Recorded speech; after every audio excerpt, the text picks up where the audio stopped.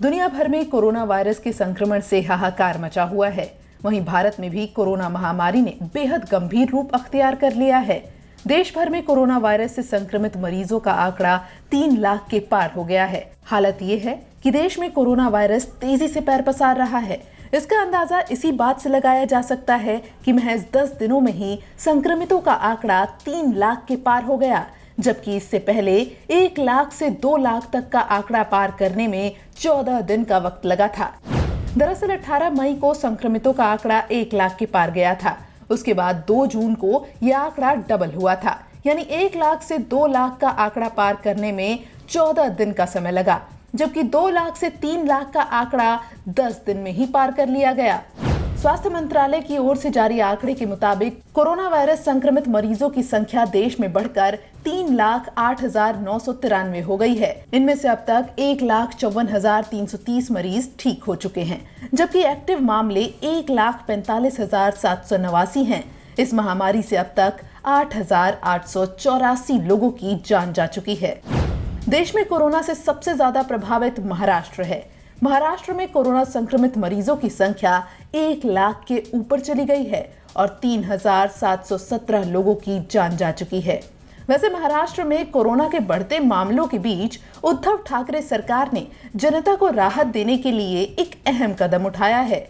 राज्य के private labs में कोरोना की जांच की फीस पहले के मुकाबले आधी हो गई है। अब प्राइवेट लैब्स में टेस्ट के लिए आपको सिर्फ 2,200 रुपए देने होंगे।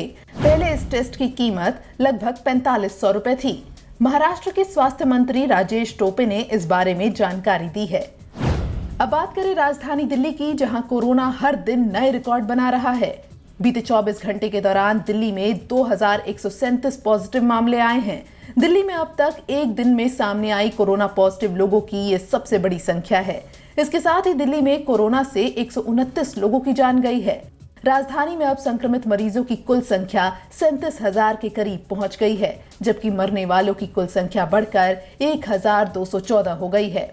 पिछले दिन सुप्रीम कोर्ट ने दिल्ली सरकार से पूछा था कि कोरोना से संबंधित टेस्टिंग की संख्या कम क्यों हो रही है, और जब मीडिया ने दिल्ली के स्वास्थ्य मंत्री से अब इस बारे में सवाल किया तो उन्होंने कहा कि हम आईसीएमआर की गाइडलाइन का उल्लंघन नहीं कर सकते। अगर टेस्टिंग बढ़वानी है तो आईसीएमआर से कहिए कि अपनी गाइडलाइंस बदल दें।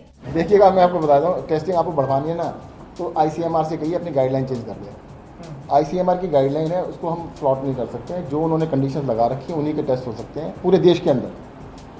उस कंडीशंस को मानना सबके लिए बाध्य है और उसमें क्लियर कट गाइडेंस है किसका टेस्ट हो सकता है, किसका टेस्ट नहीं हो सकता है। तो आप आईसीएमआर से केंद्र सरकार कीजिएगा, उसको ओपन कर दे, जो भी चाहे अपना जाके करा ले।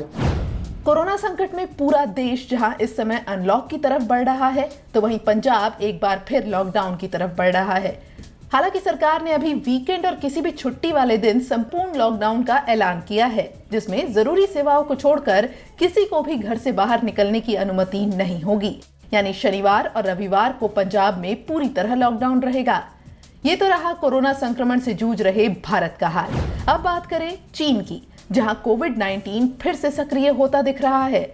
वुहान के बाद अब देश की राजधानी बीजिंग में लगातार कई नए मामले सामने आ रहे हैं, जिसको देखते हुए बीजिंग के कई हिस्सों में लॉकडाउन घोषित कर दिया गया है। साथ ही कई बाजारों को बंद कर दिया गया है और प्रशासन ने यहां पहली से तीसरी कक्षा तक के स्कूल खोलने की योजना भी फिलहाल स्थगित कर दी है। उधर पाकिस्तान के पूर्व cricketer Shahid Afridi corona virus से संक्रमित पाए गए हैं। उनकी कोरोना रिपोर्ट पॉजिटिव आई है। बता दें कि पाकिस्तानी टीम के पूर्व कप्तान अपने फाउंडेशन के साथ मिलकर लोगों की मदद कर रहे थे और अब वो खुद कोरोना पॉजिटिव पाए गए हैं। बहरहाल ये साफ है कि भारत से लेकर दुनिया भर के देश कोरोना वायरस के संक्रमण की चपेट में बुरी तरह से फंस चुके हैं। हालांकि इससे बाहर निकलने की कोशिशें भी तेज हैं। वहीं देश में तेजी से बढ़ते कोरोना वायरस के संक्रमण और लॉकडाउन को लेकर प्रधानमंत्री नरेंद्र मोदी एक बार फिर राज्यों के मुख्यमंत्रियों के साथ बैठक के लिए तैयार हैं।